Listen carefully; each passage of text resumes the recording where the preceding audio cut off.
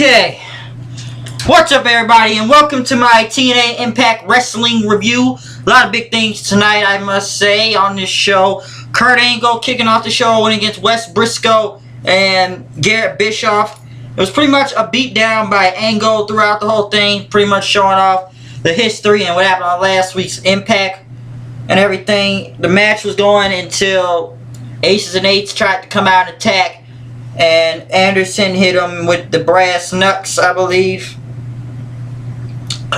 They pretty much hit him with the brass knuckles, and pretty much Wes Briscoe and them got the win, and then they power bomb Kurt Angle. Anderson got on the mic talking about there's no Sting, Hogan doesn't know what he's doing, Jeff Hardy's gone, and they just beat down the Olympic gold medalists pretty much, and talking about what they're gonna do, and talking about the AJ Styles thing also Anderson brought up.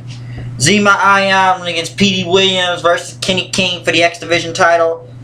I guess now they have an X cam which they put on the referee's head to get action in the ring. It's alright. I'll give it that.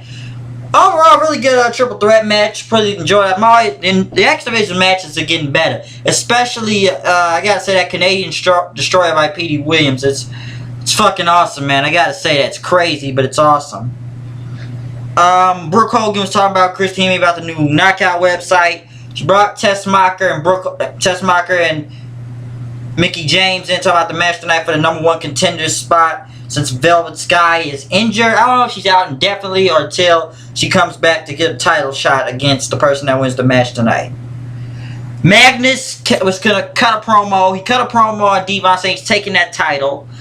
Devon was in the ring. Magnus ready to come out. He took on both Mike Knox and Doc, or Luke Gallows. He beat the hell out of him until Devon came in and they hit Magnus in the stomach with the chain, and then they both choke slammed him on stage. They both, all Devon, Mike Knox, and Luke Gallows beat the hell out of Magnus. Samoa Joe came to come out and help, but they all backed off then, which is kind of weird. They just took down one guy and Magnus held his ground, took on all three of them. But for some reason, I guess they all can't handle Samoa Joe. Miss Tessmacher went against Mickie James for the #1 contender spot for the Knockouts title. ODB, the Knockout referee like usual. The match pretty much went on. It went on, but I don't know why ODB keeps getting involved in the match. Keep holding them back. I don't think he's supposed to keep holding them back that many times. The match pretty much went on. Mickie James picked up the win. It was kind of whatever. She is the new #1 contender spot for the new #1 contender for the title shot for the Knockouts title shot. Sorry for getting my words confused right there. And pretty much moving on, Chris Parks was on the phone until Devon came out telling him to start getting involved in family business, and Bully Ray attacked Parks from behind, and they beat the hell out of him and choked him with a chain, pretty much warning him again to stay out of their business. I don't know what Joseph Parker's going to do when he finds out and gets this divorce thing with Brooke Hogan. There may be a twist to this. I don't know. Let's hope it's kind of better. TNA needs something big. Bad Influence came and talked about AJ Styles, how they were gonna join, that the TNA OGs were coming back, almost like Fortune, until Austin Aries and Bobby Roode came out. Talking about they're gonna get their title shot back. They have the tag team title shot, and that Bad Influence.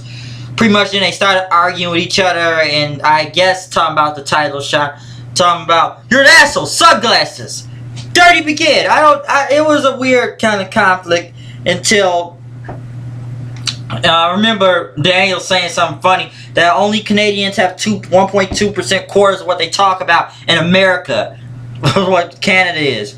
They pretty much argue. Bad Influence got out of the ring. Chavo Guerrero and Hernandez got in the ring and took out Rude and Aries. Pretty much talking about the title shot, and they pretty much beat him out, threw him out of the ring then. Very weird segment. I guess there's going to be a title shot if you can see who argued. But these tag team matches are looking the same kind of lately with all three teams. They need another tag team. Then pretty much Matt Morgan was in the back talking about Hulk Hogan has failed. Well, let's see. Bully Ray screwed you and his daughter over and won the TNA title. Aces and Eights is pretty much taking over TNA. I don't know who's going to get jumped next. So I don't know what Matt Morgan is gonna do next. Samoa Joe went against Devon for the television title. The match pretty much went on until Aces and Eights hit the ring. Joe was about to hit the Muscle Buster. Ref was distracted. Anderson came in, hit with some brass knuckles, and then they got in the ring and then hit him again with brass knuckles for some reason in the face after they hit him the first time. But who's counting? Pretty much ended right there. Then James Storm went against AJ Styles. Styles walked to the ring. He pretty much looked on, and then he pretty much was gonna go away. Storm came in and attacked him from behind. The match went on. Storm was about to go for a super kick. AJ grabbed the leg and won by some type of submission hold and everything. He won by a submission hold. So I don't know what the submission was called, but it was new for AJ Styles, a new move for him.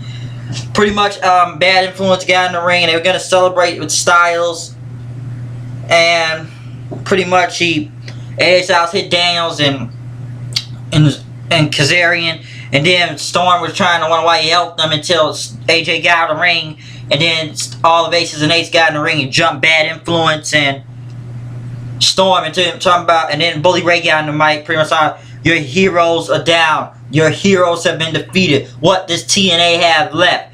And he wants to go face to face with Hulk Hogan next week, Bully Ray. Pretty much. He wants to go one-on-one, just face to face with him. And I guess the moral of this whole night was Aces and Eights beating the fuck out of nearly everybody in TNA who they could. Pretty much running the show, beating down everybody. TNA, it was an alright show. It had a lot of hits and misses, so yeah, even though TNA is kind of doing bad after the lowest rating they had last week, so TNA really needs to step their game up, or else they're going to keep getting low ratings. But once again, you know, it's me, the H-O-O-D, coming here with the news and the reviews. See, it's more tight in the spleen. You see, I am wearing the green today, and we just got to run with this review of TNA. So I'm out here. I'll see you guys later. I'm out. Peace.